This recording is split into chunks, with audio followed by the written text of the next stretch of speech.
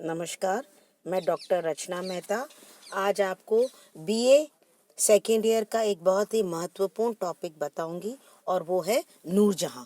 नूरजहां एक ऐसी मुगल महिला थी जिनके हाथ में मुगल सल्तनत की असली सत्ता थी और पूरे मुगल काल में हम सबसे महत्वपूर्ण अगर किसी महिला को समझें तो वो थी नूरजहां।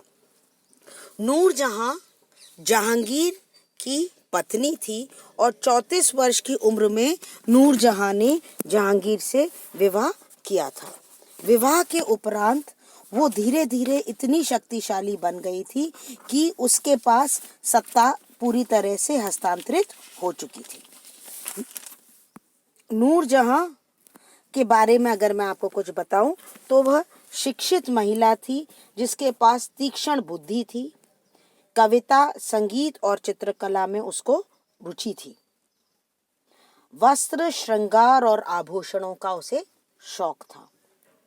उसको शासन में भी रुचि थी और हल करने की उसमें कुशलता थी। कोई भी प्रॉब्लम आती तो उसका सल्यूशन वो आराम से निकाल लेती थी। इसके साथ ही साथ मतलब योग्यता के साथ ही साथ उसके पास अत्यधिक महत्वाकांक्षा थी, इसलिए उसने शासन पर अपना प्रभाव डाला।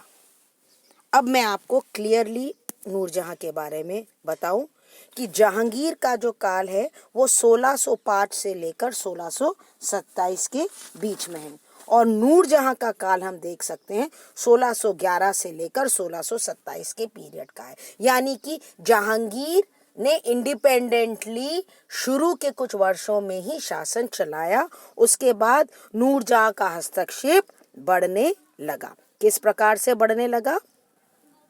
शासन की सत्ता पर उसका प्रभाव हमें दिखता है कुछ पुरातात्विक स्रोतों से। और एक है स्त्रियों को दी जाने वाली जागीर और सरदारों को दी जाने वाली उपाधियों पर हमें नूरजहां की मोहर मिलती है। जहांगीर के साथ झरोखे दर्शन में भी नूरजहां आती थी और सिक्कों पर उसका नाम खुदवाया जाता था। इन सब चीज़ों से ये बिल्कुल क्लियर है कि नूरजहां जहांगीर के समय में एक महत्वपूर्ण व्यक्ति थी। नूरजहां के साथ जहांगीर ने पहले शासन किया और बाद में पूर्ण अधिकार नूरजहां के हाथों में चला गया। एक बहुत ही फेमस सेइंग है उसके बारे में, वाक्य है, एक सेर शराब और आधे सेर कबाब के बदले उसने यानी कि जहांगीर ने हिंदुस्तान का राज्य नूरजहां को दे दिया है, ये कहा जाता था।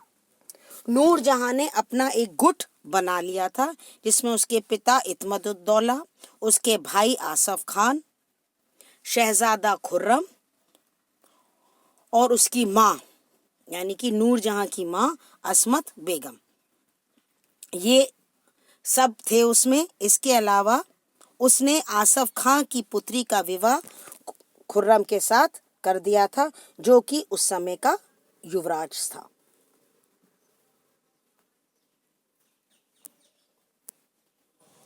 अब हम अगर नूरजहां के काल को चरणों में विभाजित करें तो वो 2 चरणों में था। प्रथम चरण है 1611 से लेकर 1622 तक।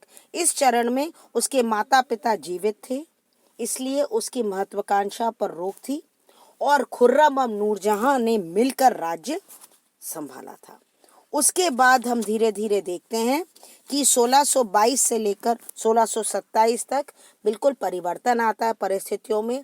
नूरजहां के माता और पिता यानी कि इत्मद-उद-दौला और अस्मत बेगम दोनों की मृत्यु हो जाती है और महत्वाकांक्षा जो नूरजहां की है वो बढ़ने लगती है।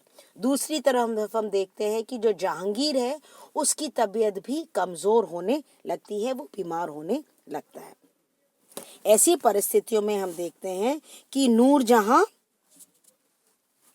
और खुर्रम के बीच में लड़ाई झगड़े होने, टकराव होने शुरू हो जाता है और खुर्रम के अगेंस्ट नूरजहां शहरयार को महत्वता देने लगती है और शहरयार का विवाह वो अपनी पुत्री लाडली बेगम से 1621 में कर देती है।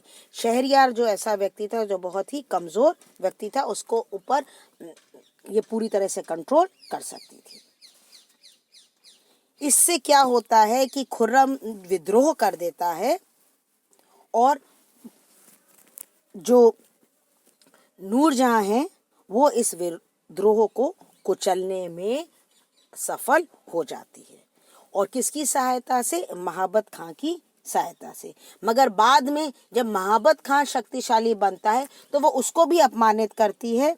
जहांगीर को जब वो कैदी बना देता है तो उसको पूरी तरह से कंट्रोल कर लेती है और फिर उसके बाद वो महाबत खान का भी अपमानित करती है। इससे क्या होता है कि महाबत खान खुर्रम के साथ चला जाता है और नूरजहां को कमज़ोर बना देता है। तो इस तरह से हम देखते हैं कि नूरजहां ने खुर्रम की सहायता प्रारंभ में ली, फिर शहरयार की सहायता ली, फिर महाबत खान की सहायता ली, अपने पिता और भाई की सहायता ली प्रारंभ में, और अपने आप को एक बहुत ही शक्तिशाली महिला बना लिया। और इस तरह से मुगल काल में एक नए शब्द का प्रयोग होता है, नूरजहां का गुट या नूरजहां का जुंटा। गुट या जुंटा होता है नूरजहां के नेतृत्व में, जो जहांगीर के काल में असली जो शक्ति का केंद्र होता है वो नूरजहां बन जाती है। प्रारंभ में नूरजहां इतनी शक्तिशाली नहीं होती है, उसके ऊपर माता पिता का अंकुश होता है और जहांगीर भी उस समय सही हेल्थ वाइज होता है। मगर दूसरे काल में हम देखते हैं जहांगीर धीरे धीरे शक्तिहीन होता जा रहा है और सत्ता का केंद्र दो भागों में विभाजित हो रहा है, खुर्रम और महाबत खान। वो पहले महाबत खान का उपयोग करती है खुर्रम को कुचलने के लिए और बाद में महाबत खान को भी कुचल देती है, मगर अंत में नूरजहां स्वयं ही कमजोर बन जाती है। इतिहासकार आरपी त्रिपाठी ने एक बहुत ही अच्छी चीज कही है कि संपूर्ण घटना में मुख्य हाथ आसफ खान का था। कौन सी संपूर्ण घटना?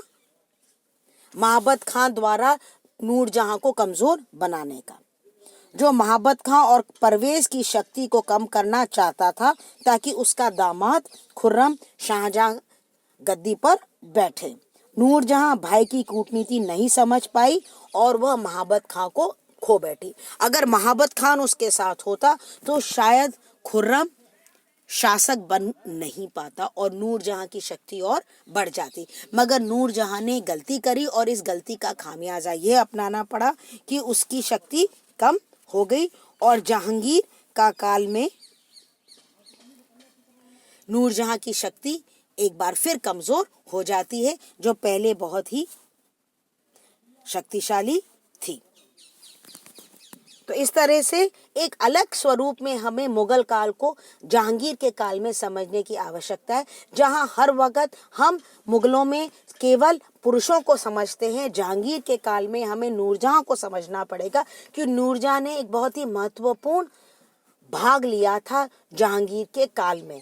आप इम्पोर्टेंस उसकी समझ सकते हैं कि जहांगीर के काल में हम जहांगीर को इतनी महत्वता नहीं दे रहे, नूरजहां को ज़्यादा महत्वता दे रहे प्रशासनिक दृष्टि से, क्योंकि नूरजहां ने प्रशासन में बहुत ज़्यादा हस्तक्षेप किया था। तो ये तो हमारा टॉपिक था नूरजहां। धन्यवाद।